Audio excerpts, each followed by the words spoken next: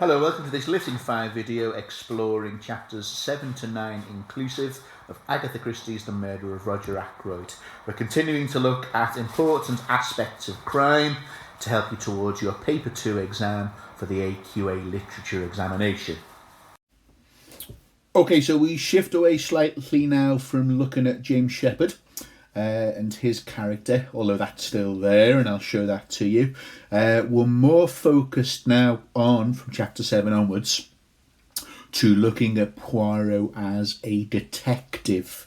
So the main character, if you like, of Poirot, the detective figure that readers of Agatha Christie's novel are expecting to see, are used to seeing, he starts to and want to see, really. He's like the main draw or the main attraction in this series of novels. There have been many written before this one, of course. So he starts to take centre stage now, and we start to see his methods and his peculiarities and his eccentricities, his peculiar way and his own specific ways of approaching and deducing and evaluating a crime scene and criminal behaviour. So the style and the manner with which Poirot goes about detecting and solving the crime, that, for example, may be some kind of focus for the single text question in section B of the crime paper. So be alive to that and aware of that. So here is where Flora Ackroyd does another mini sort of reveal, I guess, but this is towards the identity of who Poirot is. He's not some keen gardener who grows vegetable marrows, or just that, and he's certainly not a retired hairdresser, as they've wrongly guessed here. Why is Hercule Poirot? You know who I mean, the private detective. And there's his sort of fame and his reputation. Read a lot into this adverb, though, please. So that's who he is. I said slowly. Now, read as much as you want into that adverb of slowly. For me, personally, I read that as Sheppard thinking, oh, I've just committed a murder in King's Abbot, and all of a sudden one of the world's greatest, if not the greatest detective in the world has just rolled into my village. Oh dear. Or supply your own swear word there inside James Sheppard's mind. Okay. Just want to give you another example there of that sort of needling relationship, which kind of smarts and stings James Sheppard's ego. I'm rather an old fogey, as Caroline tells me, but I have just heard of him.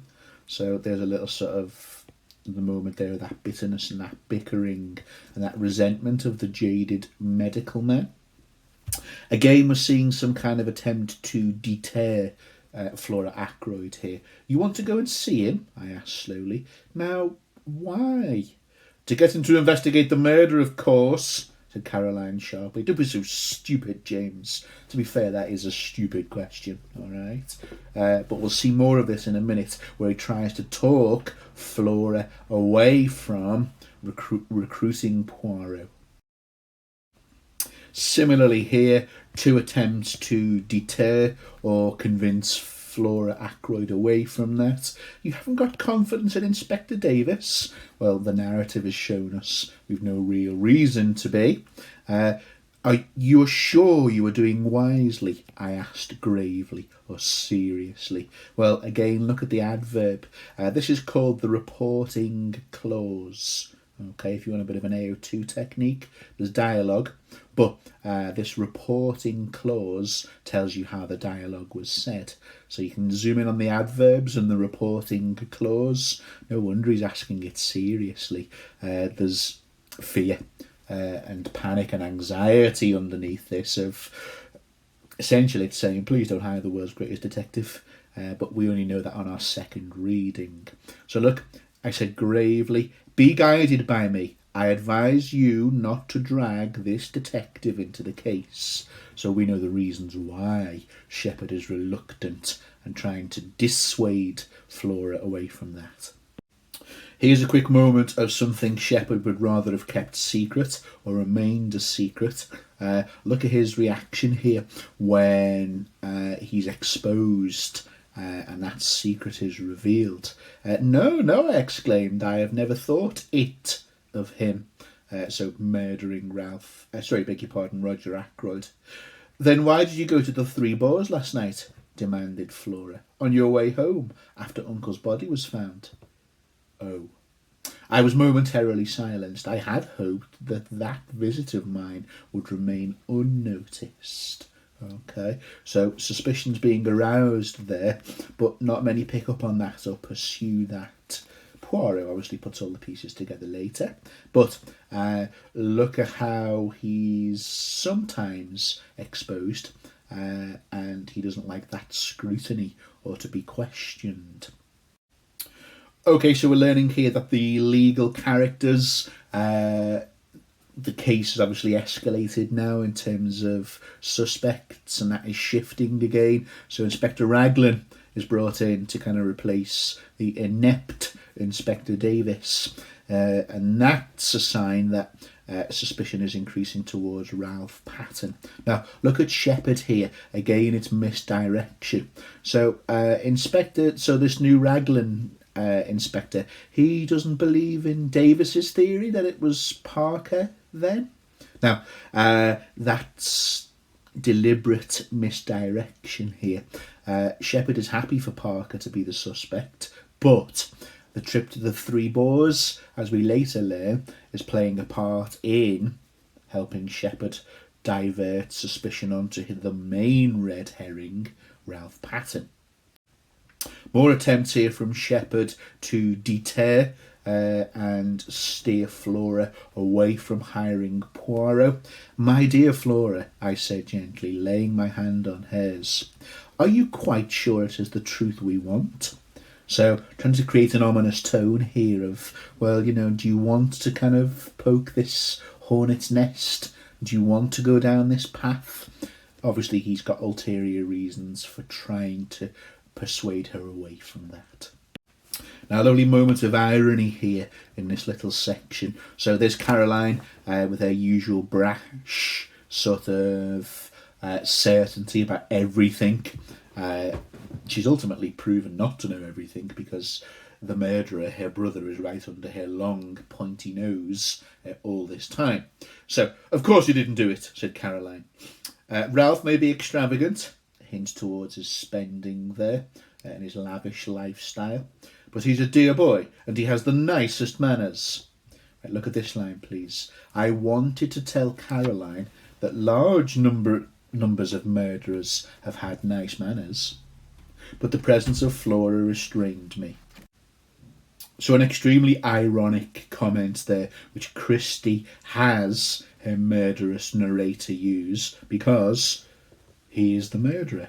Okay, so doctors are kind of known for their bedside manner, and maybe stereotypically in this era, their nice manners. So obviously, a classic idea of appearances can be deceiving. Our idea of veneers of respectability can come back in here and maybe should do. Also notice this word here, I wanted to tell Caroline. So I think this adds further weight to the theory that part of Shepherd's motivations behind doing this, we're not saying the only motivation, but I sometimes joke that the subtitle of the novel could be The Murder of Roger Ackroyd, brackets, How I Deceived My Nosy Know-It-All Sister by Dr. James Shepherd. There is a rivalry and there is a sense of competition here, and there is that sense of bickering where he wants to compete and beat, I guess, or best his sister, who frequently calls him stupid, as we've just seen. Don't underestimate the feelings of bitterness and resentment within the criminal psyche. We see that in a number of texts that we look at for crime. Moving on from here, I don't want to say too much about this quote just yet. There'll be better examples of it shortly, but this is the first time I think I've been able to spot what Christie uses to characterise Poirot in certain moments. His eyes showed a momentary twinkle. Now, remember from the context video, we have Poirot as a style of detective who belongs to the intuitionists, the ability to sort of intuit and see, and almost like a sense of extrasensory perception, to see beyond what is immediately obvious, almost bordering on something kind of like a clairvoyant or a superpower. Don't say superpower in your essays. So we'll have a look at other examples later when that twinkle is described, and that tends to happen or coincide with a moment where Poirot's deductive, intuitionist genius is on show for the reader. Okay, so I'll alert you to more instances when that occurs. A nice insight into the mind and the nature of Poirot as a detective here. I shall go through with it to the end. The good dog, he does not leave the scent, remember. You may wish that, after all, you had left it to the local police. And then there's that from Flora. I want the truth, all the truth, all the truth. Then I accept, said the little man quietly. I hope you will not regret those words. Now, tell me all the circumstances. Let's just note here, while we've just read it a second ago, the little man quietly. So keep an eye on that, please. There are frequent adjectives used that are quite dismissive about Poirot, in the sense that people might underestimate him, think he's odd, peculiar, or cannot see how the reputation of this world-famous detective, the quote you saw earlier, matches with this strange little Belgian fellow, this odd, this eccentric character. What I think that means is that people tend to underestimate him, and it is foolish to do so. He's a genius and successful, so more fool those who underestimate him, really.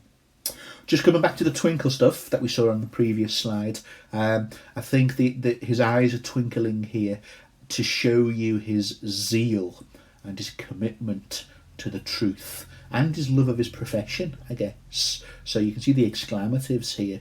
The good dog, he does not leave the scent, remember? And then he accepts. So he's kind of got his mojo back. Don't say that in your essay. You want to use the word like zeal or commitment to justice. And his glowing, twinkling eyes is an indication of that, I think. Handy two-word quote here, with the adjective careful being key. Thus enjoined to tell me all the details, I plunged into a careful narrative. Well, what else would James Shepherd do but have a heavily edited and selective narrative of what he does tell and what he doesn't tell? Chose my words carefully, patterns emerging there, so get yourself a cluster or 3 or 4 of those quotes. That will help you discuss narrative method. An interesting and an early moment here where Poirot challenges Dr. Shepherd. Poirot thinks that Shepherd is holding something back, which we will know to be absolutely proven true. I think, Monsieur le Docteur, that you know very well what I mean, though you pretend, that's a key word, not to do so. Now, it's very difficult to pinpoint the moment where Poirot starts to suspect James Shepherd. But what we can say from this moment early on in chapter 7, their relationship is sort of founded upon the fact that Poirot sees Shepherd has an ability to pretend. But I mean, Poirot suspects everyone. That's in his nature, until he can eliminate and rule out that you are not guilty. But it's interesting they start off on this footing quite early on. So there's an interesting sort of foreshadowing of what will eventually be huge reasons to doubt James Shepherd. Some further instances here, if you want them, for extra quotations of Poirot's reputation. The other legal characters, the agents of the law, come in and say, "Oh, Poirot, I've heard all about you." So if you want some more of those, there they are floating around here. Here is where we see one of the first instances of Poirot referring to Dr. Shepherd as my friend. So that increasing sense now that Shepherd is going to be an ally of Poirot, an assistant to sort of the Hastings sort of deputy, if you like. Remember, readers are used to Poirot and Hastings working together. So they've separated now at this stage in all of the Agatha Christie novels. So the reader, you could say, is half expecting someone to step in and fulfill that role. So there we are, being sort of gently steered towards that as an expectation or a convention. Notice how Poirot is bringing in, well, my friend Dr. Shepherd said something of the butler being suspected. There's that cliche again of the butler did it. And then Raglan, sharper than Inspector Davis, but that's not very hard. That's all bunkum. These high-class servants get in such a funk that they act suspiciously for nothing at all. So we seem to be removing or withdrawing Parker from our chief suspect now. Remember, shifting suspicions, they will change, they will come to the fore, they will recede back multiple times. It's a convention of the genre. So suspicion is more firmly focused now on Ralph Patten, and we have some input here from Colonel Melrose.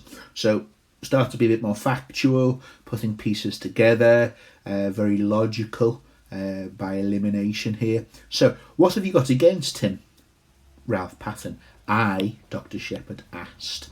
And then we have this here. So piecing together of facts, believed to be in serious money difficulties. Okay, so there's that reference again to the kind of wasteful, avaricious nature of many of these inhabitants of this village.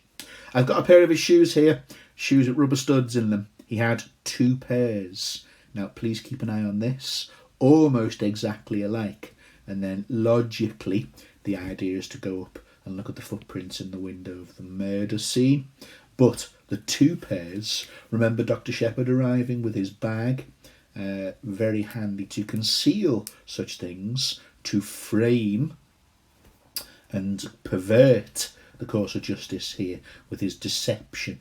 So give him his due as a criminal. He is quite cunning. He is thorough. Not thorough enough, he's obviously caught in the end. But remember, part of the challenge in a whodunit is for someone to commit the perfect murder. And by perfect, we mean to get away with it. To leave little or no, traces which can lead back to being found or discovered. So, quite sophisticated to do this, take the second pair of shoes, walk in them or leave imprints on the windowsill, and then remove them and keep hold of them. Same with the letter. So the letter destroyed, Shepherd keeping hold of the other pair of shoes. So sophisticated criminal deceit here. Just up here, okay, we know Ralph Patten is not the murderer, but in the same way that Caroline was talking earlier, interesting in terms of the idea of criminality here. I've known Ralph Patten from a boy, upward. He'd never stoop to murder. So this idea that although you know the murderer and their nature is apparently some kind of guarantee they couldn't descend or stoop to murder. At this stage, I think you're being invited to see the naivety of such a view. Oh, I've known him since he was a little so-and-so. Everyone has known someone in their childhood, and yet the world is still occupied by murderers. There's a sort of naive simplicity here to some of these characters. More wise it is, or it's wiser to be suspicious of everyone, and Poirot is, of course. So you're seeing their contrasts in styles of detection, the sort of native English detectives and agents of the law, very sort of lacking and simplistic and not very successful in their methods compared to Poirot. So confirmation here that the rubber studs are the same on the windowsill, are the same as those in Captain Patton's shoes, he said quietly. So at this point, it is becoming or looking very likely and very certain, not completely proven yet, of course, that Ralph Patton is the murderer. For reasons of money, for reasons of inheritance. He's Roger Ackroyd's stepson. He is in line to inherit. So currently it is looking like a financially motivated crime from someone who has lost a lot of money, and it seems motive is becoming clear. Obviously that changes, and then we eventually start to learn of the subterfuge, the deception behind the apparent clues and the apparently clear motives. James Shepherd behind it all. Starting over here to see more of Poirot's skill as a detective. So he asks Shepherd, are you a man of good observation? Obviously this is important in the sense that Shepherd will be assisting Poirot soon. And he says, I think so. Poirot seems to make an error here, as Shepherd can't answer that. But look at how Poirot quickly adjusts. I made an error. To each man his own knowledge. You could tell me details of the patient's appearance. Nothing there would escape you. So when he wants details about the fire, Poirot rightly says, come in, Parker. And then Parker, as we'll see next. Parker is absolutely the correct person to ask in terms of the layout of the room. So ultimately that proves and demonstrates the skill of Poirot. He very quickly realises, yeah, you were the wrong person to ask. I'll bring in the correct person. And that demonstrates Poirot's skill. Parker gives a perfect sort of reconstruction of the room. Let's not forget as well that Parker's keen eye for detail, as we'll see later, or maybe you've seen in the other video, Parker's keen eye for detail is actually very crucial later on in terms of putting a piece of the puzzle together to out and reveal James Shepherd. Okay, one of a few moments which are going to sort of recur and crop up again and again now in terms of Poirot and his style of detection. Please be aware of the sort of split of how other characters regard him, namely all the English citizens of King's Abbot, but how we as a reader are encouraged to evaluate and view Poirot. So look at this quote here from James Shepherd. Look, whether a chair's been moved or not, surely it isn't important. To which Poirot replies, or Christie has Poirot reply, it is completely unimportant. That is why it is so interesting, he added softly. So there's a bit of a head scratcher. How can important things be interesting and therefore important? So the inhabitants of the village, and who is this guy? This is extreme, world famous, successful. He says unimportant things are important. Have we got the right detective here? But there's that idea of underestimating him again. We will see completely and ultimately that Poirot's interest in the unimportant, seemingly insignificant, is one of the marks of his genius. Further things on Poirot here. Now remember, AO 4 conventions and 3 literary conventions and genre. We're in a cosy mystery. There's no violence here, there's no bloodshed. It is a cosy mystery, and it's not like your hard-boiled stuff of New York streets and gunshot wounds, etc. But for this novel, this is an interesting moment of tension and this style of novel. And we get to this important quote here. What is that? I asked curiously. Everyone concerned in them, cases of this kind, has something to hide. Have I asked, smiling. Poirot looked at me attentively. Now remember, even from the kind of severed animal head which Blunt had hunted and stuck on the ceiling or the wall or whatever, that's establishing that James Shepherd does not like a scrutinising gaze. So Poirot looked at me attentively, and then we get, he smiled as I grew red. I think you have, he said quietly. Now, okay, that's not a punch-up or a gunfight, but there's a sense of menace at times, quiet and gentle menace from Poirot. He can be the most courteous and polite and well-mannered person in the world, particularly towards women. But sometimes he shouts, sometimes he has this quiet, steely nature about him. I think you have, he said quietly. But have you told me everything? And away he goes. Okay. Oh, do not fear. So he doesn't wait for the answer to this question. Do not fear. I will not press you. Now look at the certainty with that modal verb in the dialogue. I shall learn it in good time. You might see that as arrogant, even though it's been said earlier that, Shepherd thinks he's arrogant. You might disagree with that. But this is confidence which is justified, given his previous track record and his world-famous success as a detective.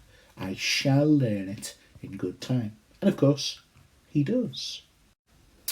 An insight here into how Poirot's mind works as a detective. So we're very early in the whodunit, and so multiple possibilities are laid open. Not with the intent of solving it yet, it's too early, it's not possible just yet. But if you look at things in Poirot's dialogue, so we've got either, possibilities, questions, too early yet to answer those, plenty of use of the conditional tense, and if, then it must. So we're seeing the process of deduction here. Remember, Christie is a massive fan of those who came before her, Conan Doyle, Sherlock Holmes. So this art of deduction is very Holmesian, and we get a lot of insight into this. So we cannot approach the solution until we know more conditional language, may, these modal verbs of possibility. So too early for answers yet, but at least Poirot is assembling all the possibilities which he'll continue to reduce and narrow down until the final person remains. Very Cluedo-like. Again, we're still quite early in the whodunit, so Christie inserts a complication here. So the phone call, allegedly made by Parker, we get something which complicates this strand or this clue when we learn that the telephone call was not made from the house. So I'm tempted to say the plot thickens, but that's almost cliche to say. A better way of discussing it would be further complications, that proliferation of theories and possibilities. Here's another moment in which that occurs. A deliberately complicated plot, like those intertwining patterns on the hilt of the dagger, which will eventually narrow to the point. A very subtle hint here at Shepherd's irritation and annoyance towards Poirot in terms of Poirot being Shepherd's sort of intellectual superior, and always one or two steps ahead of James Shepherd's attempts to deceive and create misdirection. So if you look here, this is in relation to why the phone call was made at all, and then Shepherd notes Poirot's face. There was some, or his dialogue, sorry, as well. There was almost something indescribable in the way he said those last words. I felt that he was looking at the case from some peculiar angle of his own, and what he saw, I could not tell. Now that's a source of irritation, and it's infuriating. Shepherd is quite happy, as we'll see shortly, to pose as Poirot's accomplice, sort of Hastings figure, to assist him. What Shepherd is really interested in while he's accompanying Poirot is to see if the detective is getting closer or managing to unveil or reveal some key clue, and then presumably Shepherd can act and continue with further misdirection. So the whole idea of him, in inverted commas, assisting Poirot is to stay close to him and attempt to thwart and ruin Poirot's attempts at unveiling the genuine and actual murderer. We'll see in subsequent videos and chapters as well, or in contrast to that, the idea of symmetry, some parallels between Poirot and Shepherd. That's an important convention we'll show you in later videos. But every now and again, Agatha Christie does give you a reminder that for all the symmetry, the likeness between the detective and the villain, that goes all the way back to Sherlock Holmes and Professor Moriarty being a mirror image of Sherlock Holmes in many respects, except one is on the side of the law, one is on the side of criminality. For all the symmetry and similarities between them, you get an occasional reminder, like here, of Poirot is far superior in terms of detective work and intuition than James Shepherd is. We spoke earlier about some moments where Poirot and his behaviour and his eccentricities seems to contradict this reputation, the legend of Poirot as a great detective. And we get a couple of moments here which are almost bordering on being slightly comic and ridiculous as a character, certainly to James Shepherd and some of the other detectives as well. So here essentially we've got this notion of Poirot claiming that dead things, inanimate things like chairs and tables, to me they speak sometimes. Chairs, tables, they have their message. And then everyone is a bit like, okay, chairs and tables speak to him. Okay, now they do. That's part of his this is his second language, of course. So some of the idioms and the metaphors and figures of speech he uses seem to others a bit ridiculous, and you question his sanity and his greatness. But, as will be proven, excuse me, tables and moved chairs do indeed speak to a genius mind like Poirot. They're important clues and they're instrumental in revealing the murderer. So there's a slight bit of mockery here from James Shepherd. Not wise to mock Poirot. What message? What have the chairs been saying to you today? Might not be intended like that, but I'm just ramping that up to give you the sarcasm. And then he looks over his shoulder and raised one eyebrow as if, oh, you doubt me? You question my sanity and my ability, do you? And then he disproves him. Okay. And ultimately, of course, he disproves him because he exposes him as the murderer. On that note, then, we have this moment of folly, of foolishness here, to even temporarily doubt Poirot. So look at the ridicule here. And again, there's that sense of snobbish superiority from Dr. James Shepherd here. He looked ridiculously full of his own importance. It crossed my mind to wonder whether he was really any good as a detective. Oh, you foolish novice, you first timer at the crime. Had his big reputation been built up on a series of lucky chances? Absolute folly and ridiculous to underestimate Poirot. And that backfires on Shepherd, of course it does. This slide here is pretty useful in showing the contrast in methods and approaches towards detection here. So we've got here a clash between Inspector Raglan and Poirot. Not an ill-tempered or violent one, but there is kind of a few pointed remarks here. Handy little quote here I thought I'd start in terms of setting and this idea of respectability and civility, a civilised corner of the world. Though we don't have murders every day in this quiet little corner of the world. So there's a little pointed remark from Raglan saying, this isn't a war zone here. So maybe you're used to big cases on the Orient Express and whatnot, but King's Agatha's a little bit different. You're maybe not so used to it here. So that's a kind of implied attack on Poirot that, yeah, you're the fancy detective, but you don't know this corner of the world, I'm afraid. Now, two things here. Here's another kind of pointed remark back at Inspector Raglan from Poirot. And yes, of course, I use my little grey cells. Oh, of course, well, we all use them, I suppose. A pointed remark here. Yes, greater or lesser degree. There are differences in quality of brains. Implied insult. Mine is superior to yours. So, remember how we spoke about symmetry a minute ago between the detective and the criminal?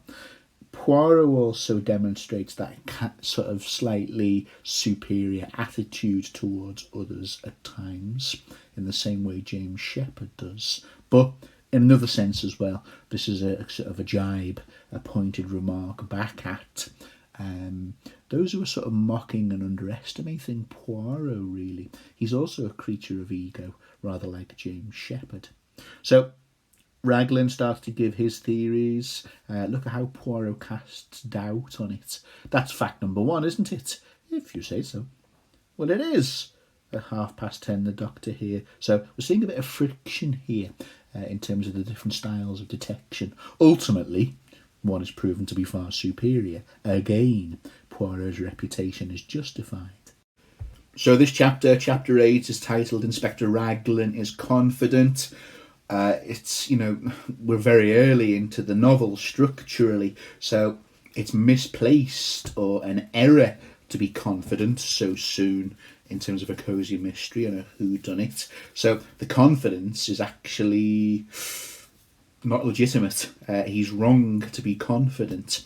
And we see that here. And again, there's more friction here between Poirot and Inspector Raglan. So here's Raglan's sort of theory and piecing it together. And he seems very certain. So it's all clear enough. It fits in without a flaw. So that confidence is misplaced. He's not entitled to be confident here. And then there's this great big long sort of exposition here, this theorising as to why it's Ralph Patten. To be fair, at this point in the novel, it does look at least that Ralph Patten is the major and main suspect. So Raglan continues with that here, this great big long lengthy bit of dialogue. And then we have this. Look at this great big long speech here for this bit of dialogue. Sorry, dialogue's better than speech from Raglan, to which our Belgian detective just responds with one word, very softly. Why? Said Poirot softly. Now look at how this unsettles everyone in the room. Okay, the little man was leaning forward, and there's that kind of signature when Poirot's little grey cells are working and his genius is starting to be demonstrated fully. His eyes shone with a queer green light. So all Poirot does here is cast doubt on the certainty of Inspector Raglan. And when he's challenged, look, all he can offer in return is, well, it's difficult to say why he did that, but murderers do funny things. You'd know that if you were in the police force. There's a little sort of dig or a jibe towards Poirot there. So in you come with your fancy pants detection from being a world famous detective. You're not doing it on an everyday level, mate. I'm a everyday 20 years man. So they're trying to score points over Poirot here, but as we know, ultimately Poirot is superior and accurate. So here we're seeing Poirot is not convinced with this too neat, too simple explanation. Poirot is suspicious, of course, and he says that here, look, a very foolish young man, this Captain Ralph Patten, to leave so much evidence of his presence. You've seen the experience of Poirot come through here. He's seen all sorts of elaborate deceptions and cover-ups, so this is alarming him in terms of how simplistic and how clearly this points towards Ralph Patten.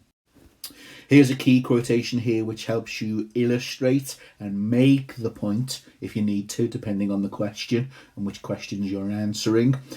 Here's a great moment for illustrating that idea of Shepherd as a sort of surrogate or replacement Hastings for Poirot in this latest adventure. "You must have indeed been sent from the good God to replace my friend Hastings," he said with a twinkle. Now, read as much into that as you want.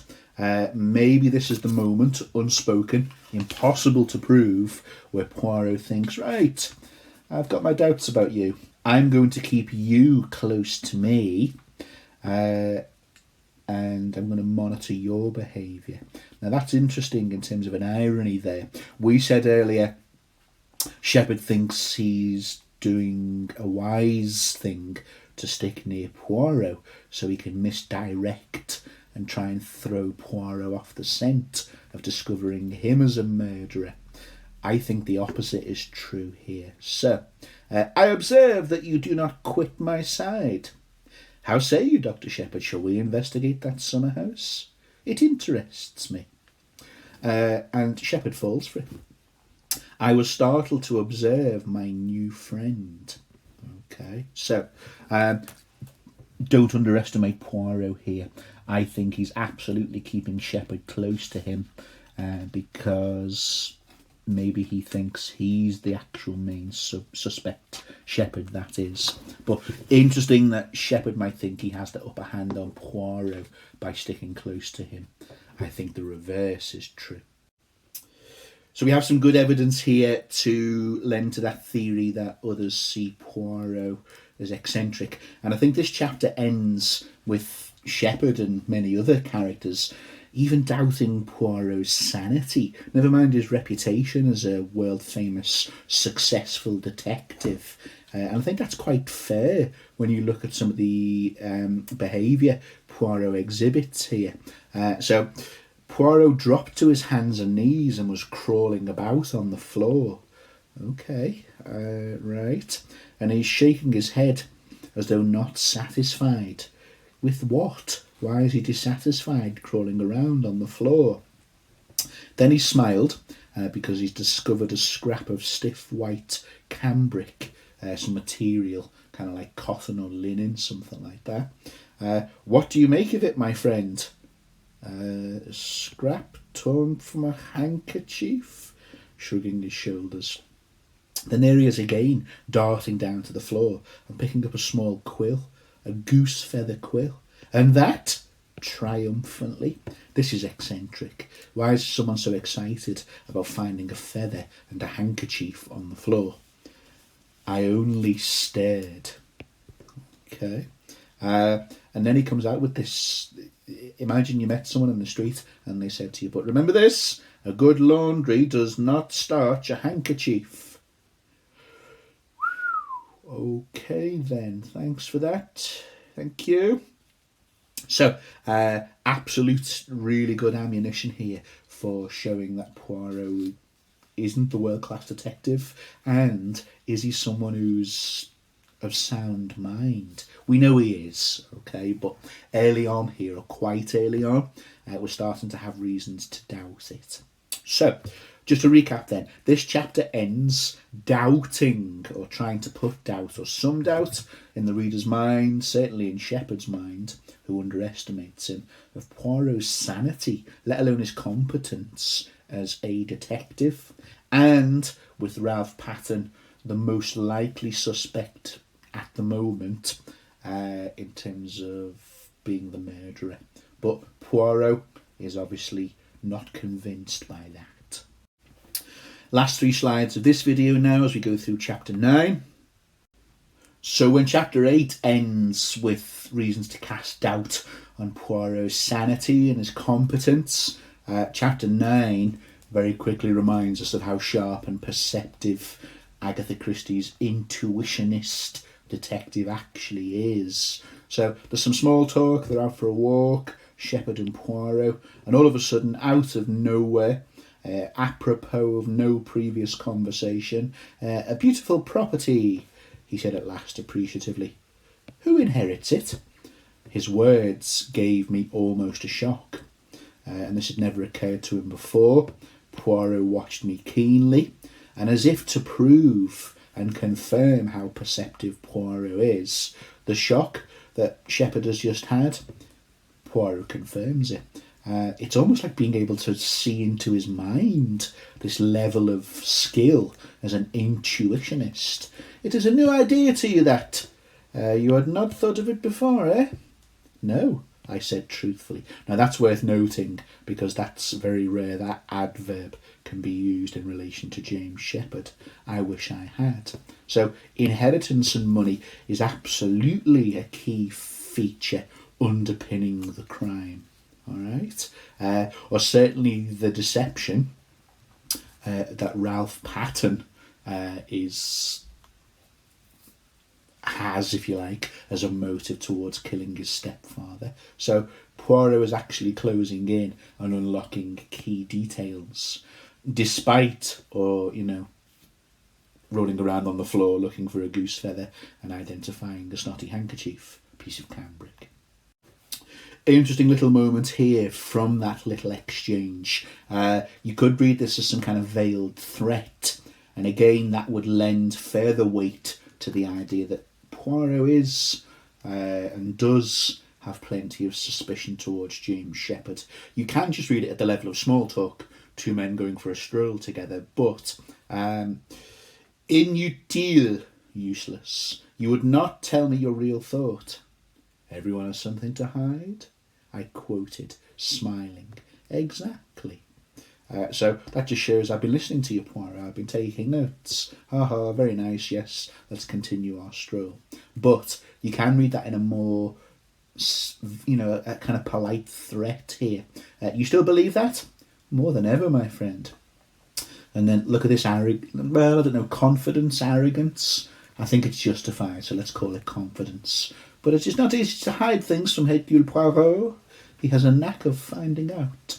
Speaking about himself in the third person, usually a sign of insanity, but a sense of his own greatness and his own ability here. But unlike Shepherd, this is justified. And then the walk continues. The air is pleasant today, so topic change there.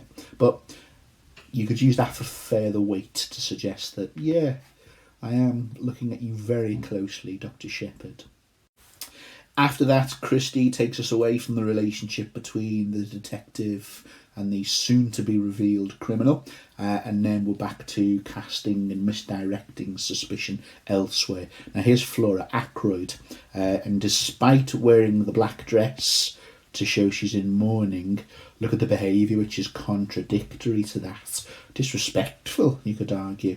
Dancing, not walking, joy, pirouetting, dancing around, flung her head back and laughing. Should this be the behaviour of a niece in mourning? So the source of Flora's happiness here comes to a central concern. Don't say theme, a central sort of vice is a better way of putting it. And it's one of the 7 deadly sins, of course. It's avarice and greed again. Avarice is greed for money, as opposed to gluttony, which is greed for consumption of things. So I'll tell you it's because the lawyer has been... Mr. Hammond told us about the will. Uncle Roger's left me £20,000. That's a lot of money. Okay. Think of it, 20,000 beautiful pounds. So a love, a sort of physical, sort of material, aesthetic love of money. So greed runs through all these characters, of course. Why it's everything: freedom, life, no more scheming and scraping and lying. And then she quickly tries to cover over that. Free not to what? Oh, I forget now, nothing important. So we are being shown that Flora Ackroyd is concealing a couple of things herself. So suspicion also increasing now in terms of her. Ralph Patton is nowhere to be seen, still a major suspect. Suspicion's being cast all over the place here. So not just money, but also affections, so crimes to do with money, lies and deceit due to love. love and strong feelings as well. It's very, very clear that there's something between Flora Ackroyd and Major Blunt here that's established as opposed to explicitly stated. He's very smitten with Flora Ackroyd, of course, who is at this minute engaged to Ralph Patten for reasons of inheritance, as we will later learn. Don't forget, during this moment, Dr. Shepherd and Poirot are eavesdropping. They're listening to this conversation and this exchange between Blunt and Flora. And finally, for this video and this bank of 3 chapters, really interesting moment here I want to identify in terms of Poirot. So Hector Blunt saw something shining in the pond or the pool, whatever it is, doesn't really matter, and that went away. Poirot confirms that and also tries to retrieve this shiny object. Look over here there, or look up here. It appears as though he's been unsuccessful in retrieving an item. Now, the key thing I want to talk about here is that an interesting inversion. So Poirot is a detective on the side of the law to uphold and pursue justice. James Shepherd is the criminal, and so the natural opposite of honesty and truth is deceit and lies and deception. It's interesting, however, and you can use this for the symmetry between the two characters. Occasionally, the figure of the law, Poirot, chooses to also use deception. Now that's inverted and turned inside out. Characteristics that are typical of the criminal are being shown to be used by the legal and just character. But the difference being the detective is using the tools of the criminal in order to bring about the exposure of the criminal. So be alive to that, please. But it's an interesting sort of reversal of typical sort of characteristics here. Absolute gold here for the symmetry and the parallels between the two. So, but you brought your hand out empty, I objected. There are times when it is necessary to have discretion. Do you tell your patients everything? But everything, doctor? I think not. Nor do you tell your excellent sister everything either, is it not so? Before showing my empty hand, I dropped what it contained into my other hand. Now, there's literally sleight of hand. In the same way a magician will use sleight of hand in a card trick, or to make something disappear and then make it reappear from behind your ear or your pocket or something like that. Yes, Poirot has that skill of deception about him. But he then does obviously reveal and show the ring. Now, read as much of that as you want, excuse me, into the character of Poirot, all right? And whether he suspects James Shepherd. So he's revealing some interesting things about Shepherd here. You don't tell your patients everything, do you? Nor do you tell.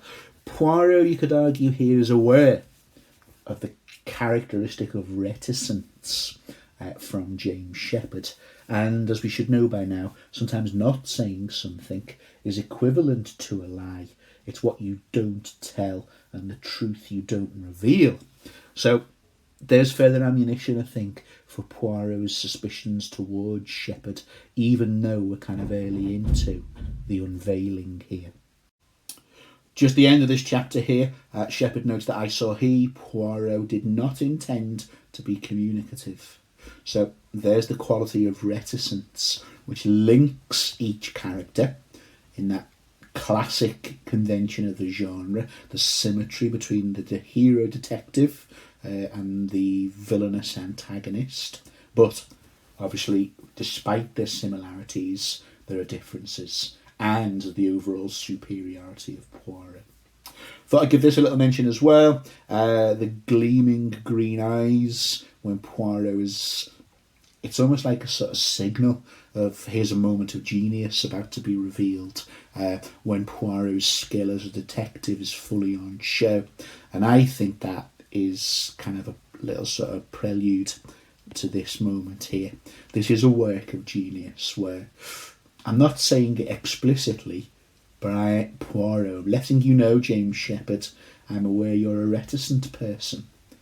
Let me have a little think about that further for a while longer. And as the novel ticks on, obviously, the suspicions become more assured and certain, and then the unveiling. You, Dr. Shepherd. And then that chapter ends. Well, I hope you have found this helpful, and I hope this has got you exercising your little grey cells. Au revoir, mon ami. Please remember to like and subscribe and share avec your amis, friends type thing. I wish I'd have studied more in French in school. Au revoir.